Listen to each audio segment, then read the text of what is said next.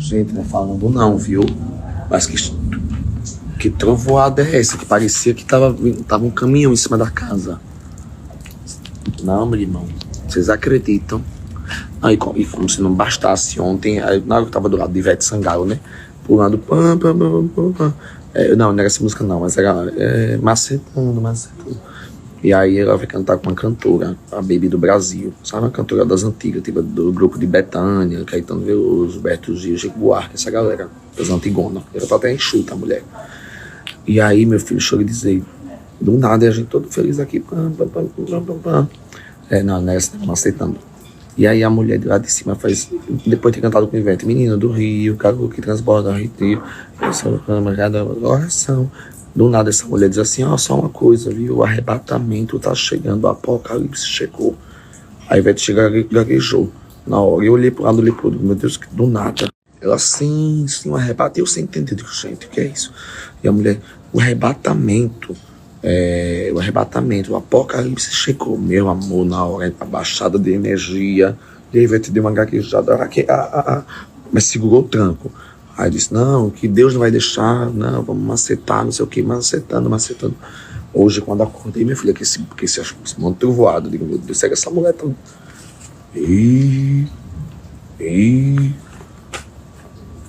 Não, ô Senhor. Mas no vulco do tumulto, né, gente? Quem manda em tudo é Deus, né? No fim das contas, o dia que ele disser, fizesse o que eu fiz, cara X, um beijo, sobra ninguém pra contar a história. Vou torcer que seja só uma chuvinha de verão.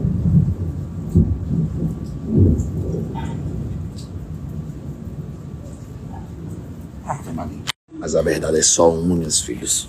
Não vão fazer o bem, não. Entendeu? Se fazendo o bem já tá difícil. Imagina pra quem faz o mal. Procurar Jesus. Conversar com Deus. Entendeu? De verdade mesmo. Fiquem nessa.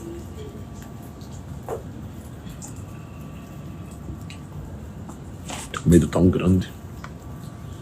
O anticristo já está aí? Aliás, a gente está perto da segunda volta de Cristo? Claro, eu acredito que sim. Sim? Mas vamos lembrar uma coisa.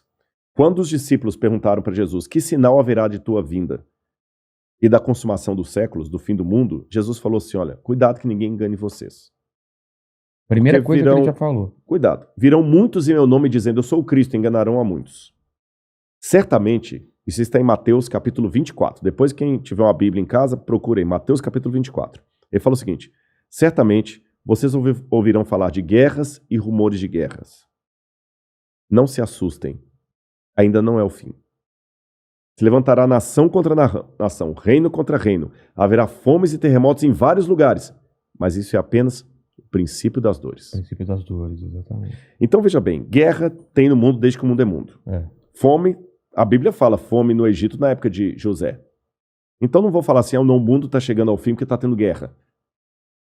O mundo está chegando ao fim porque está tendo fome. Não faz sentido. Mas o Apocalipse coloca alguns elementos que indicavam quando nós estivéssemos chegando próximos ao fim. Embora, nota de rodapé aqui, ninguém sabe o dia nem a hora da volta de Jesus. É estupidez. Tentar adivinhar. Não, claro, não podemos isso. Você entendeu? Bom, mas a gente pode saber a proximidade dos tempos em que vivemos. Então tem algumas coisas no Apocalipse que são características do tempo do fim. Exemplo, Apocalipse 11, 19. Diz assim, as nações ficaram iradas.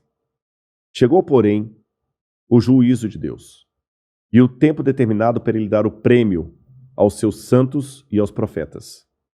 E o tempo para destruir os que estão destruindo a terra.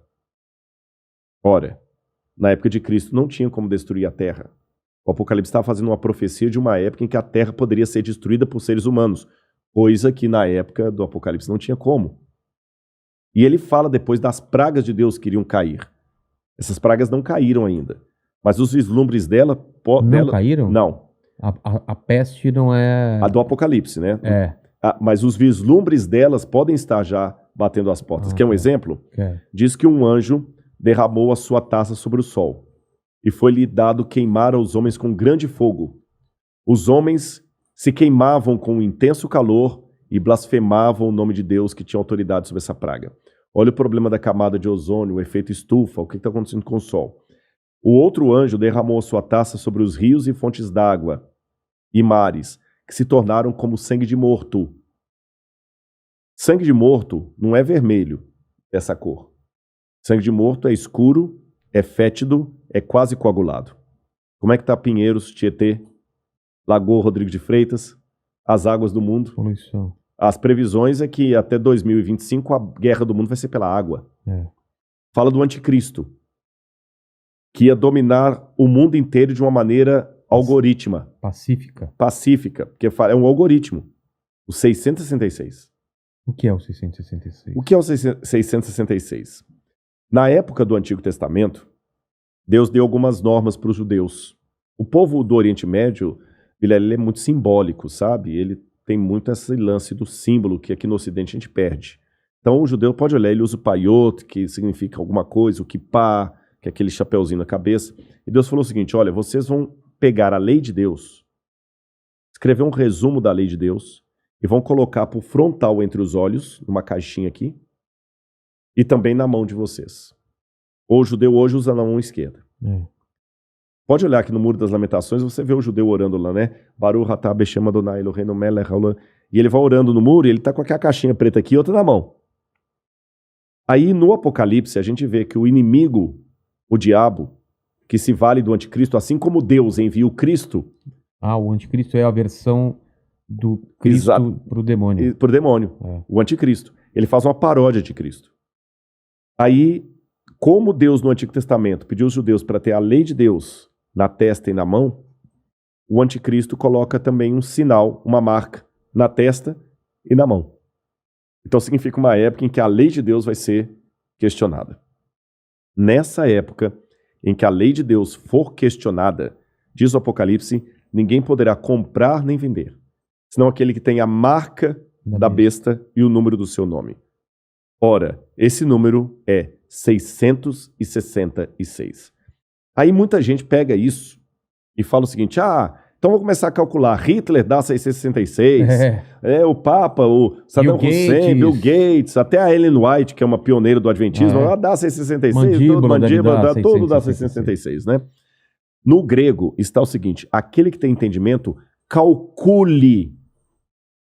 E essa palavra calcule no grego ali é a mesma palavra para faça a contabilidade daquilo que o anticristo vai fazer. E o que o Apocalipse deixa bem claro, que o anticristo vai ser a revigoração do Império Romano, que era o inimigo do povo de Deus. E por que 666? Na cultura da Babilônia, o 6 era o número base para você fazer qualquer cálculo. Era um número divino.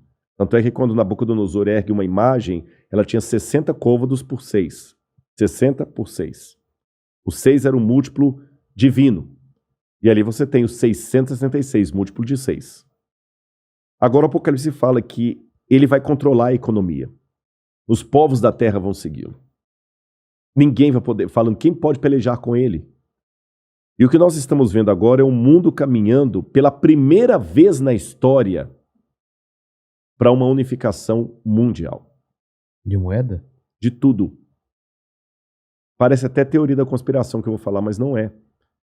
O mundo está caminhando para uma unificação. Rodrigo, mas nunca. Aqui no Brasil mesmo a gente vê a briga dos de esquerda com os de direita. O pessoal não está entendendo. Essa unificação não significa unificação de mente, mas unificação de propósito. Que é um exemplo que o mundo pode se unir por um propósito, apesar de se odiar mutuamente? A pandemia. Exatamente. O Irã está usando máscara, Israel também está usando máscara. Os palestinos estão jogando foguete lá em Israel, o Hamas, mas o israelense está usando máscara, o palestino também. O egípcio está usando álcool em gel, o iraniano está usando álcool em gel, o americano está usando álcool em gel, o russo está usando álcool em gel, então o Putin está usando álcool em gel. A mesma coisa o presidente do Brasil, o presidente da Argentina, da Venezuela, o mundo parou. Então é possível essa união do mundo inteiro em algumas coisas mesmo. Ela não só é possível, como ela é um caminho sem volta. Por que está falando tanto em criptomoeda? Nós já estamos passando por uma transição do dinheiro. Dinheiro de papel, né? De papel, você entendeu? Dinheiro baseado em tesouro nacional. E o mundo hoje precisa. Isso aqui não é uma defesa do Rodrigo, não é um desejo do Rodrigo. Eu estou falando de uma tendência. Tendência. O mundo precisa se unificar porque existem, Vilela, alguns elementos hoje que estão à solta, como se fossem crianças bagunceiras numa casa cheia de faca, de garfo, de objetos cortantes e letais, sem um adulto para controlar essas crianças. Você jamais faria isso. Quais são as crianças que estão à solta no mundo e precisam de um adulto para controlá-las? Um preceptor, uma babá? Internet. Quem tem domínio da internet? Você na internet você pode encontrar o podcast do Inteligência Ilimitada, mas você também pode encontrar uma fórmula para fazer um coquetel Molotov. O camarada pode assediar você para fazer parte do Estado Islâmico. Quem controla a internet? Nem os Estados Unidos. Não, está na mão de ninguém. Quem controla tráfico de drogas e de armas em nível mundial? Ninguém. Lavagem de dinheiro está aí. O terrorismo está aí e lavam dinheiro. Quem controla bolsa de valores? A economia do mundo não aguenta por mais 20 anos nas mãos da bolsa de valores que é especulativa. Se cair a bolsa de Tóquio, você nunca foi ao Japão, mas você pode perder o seu emprego e essa casa aqui porque caiu a bolsa de Tóquio. O Bradesco pode falir porque teve um crash na bolsa de Nova York. E a gente viu, essa pandemia viu como nós estamos economicamente vulneráveis. Economicamente vulneráveis. Quem controla o terrorismo mundial? Então esses elementos... mais um. A ecologia. Não quero entrar no debate se a Amazônia é nossa ou não é nossa. O fato é que se a gente não cuidar da Amazônia, o mundo todo se ferra, caramba. Você está entendendo? Então não tem mais esse negócio assim, é meu. Então hoje a gente precisa de um governo único que com leis mundiais controle a internet, bolsa de valores, que vai desaparecer, o reset está aí, controle a economia, gastos, terrorismo e tudo mais. E os países, por mais que continue havendo direita e esquerda, situação e oposição, não interessa, Islã e cristianismo, vai precisar se unir, não porque eles se amam, porque não tem outro jeito. E essa união está muito parecida com o caminho de preparação para o anticristo. Agora, a minha questão aqui não é cair naquela esquizofrenia escatológica de achar agora que qualquer coisa eu tenho que evitar porque senão é uma marca da besta. Eu já vi gente, isso aqui é sério, que não quer deixar colocar o revolvinho da temperatura na testa da mão, que aquele é a marca da besta. Calma. Estupidez, não tem nada a ver um negócio desse, gente, tá bom? Agora, quando esse governo único se interpuser entre a minha fidelidade a Deus e a minha fidelidade ao Estado, esse é o único momento em que eu estou livre perante Deus para ter uma desobediência civil social. Porque a própria Bíblia me ensina a ser obediente às autoridades constituintes. Mesmo quando Nero estava no poder, Pedro escreveu: respeitem as autoridades constituídas. A César o que é de César. Dai César o que é de César. Pague os impostos. Seja um bom cidadão. Que a crise não venha por culpa de vocês. A Bíblia me ensina a ser um bom cidadão. Porém, a própria Bíblia fala: quando o governo der uma ordem, a Bíblia não diz isso explicitamente, diz assim, em termos filosóficos. Sim. Quando o governo der uma lei que vá contra os mandamentos da lei de Deus, como os companheiros de Daniel na Babilônia, enfrente a morte se preciso for, mas não ceda. Talvez essa seja a diferença de um teólogo apaixonado por Deus e pela Bíblia e alguém que simplesmente é um acadêmico livre. Porque que especialista em literatura inglesa, em sã consciência, teria coragem de morrer por sua interpretação de Shakespeare? Mas a Bíblia é um livro que já levou muitos ao martírio para não abrir mão daquilo que a Bíblia ensina. Falou que a segunda vinda de Cristo está próxima, mas segundo os eventos, o anticristo chega antes. Chega antes, ele antecede a volta de Jesus. E já está por aqui? Você acha? Eu acredito assim, lendo a Bíblia, o anticristo, ele é um poder, era o poder romano, porque João já falava lá, o anticristo já opera entre nós. E João fala, muitos anticristos já saíram pelo mundo. Ele só está aguardando aquilo que o detém. Então o anticristo naquele tempo era Roma. Os exegetas veem, a besta era Roma. Só que a Bíblia fala, através do apóstolo Paulo, que havia uma grande apostasia do povo de Deus. Que palavra é essa, apostasia? Eles abandonariam a fé, se uniriam a Roma, e Roma no futuro voltaria travestida de cristã, por isso que é o anticristo, nome que não aparece no Apocalipse, mas aparece nas epístolas de João. Ah, tá. Anticristo, anti em grego, é aquele que toma o lugar de. Então o anticristo é aquele que toma o lugar de Cristo e vai dominar o mundo. Então a minha sugestão para todos é o seguinte, fiquem atentos às propostas governamentais.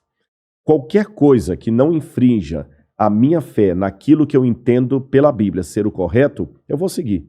Eu vou me vacinar. Eu não vou ficar caindo em teoria da conspiração. Ah, mas a vacina é uma maneira de aniquilar um terço da humanidade. Eu acho que vai ser muito mais fácil eu vou me vacinar. Só não vou tomar a Coronavac, né? Que é que está questionada aí, senão eu não posso entrar em Israel. Mas eu vou me vacinar. Israel não aceita. Não aceitou Muitos países da Europa não aceitam a Coronavac. Né? Lamento o Butantan aí, mas a menos que mude o cenário, a Coronavac não está sendo aceita. A Pfizer, ou a Moderna, ou a outra, lá de Oxford. Essas são aceitas. Mas eu vou me vacinar. Você está entendendo? Agora, não vou cair em teoria da conspiração. Agora, o dia que houver uma lei que se interpuser entre a minha fidelidade e aquilo que Deus pediu de mim, aí eu estou disposto a enfrentar até a morte.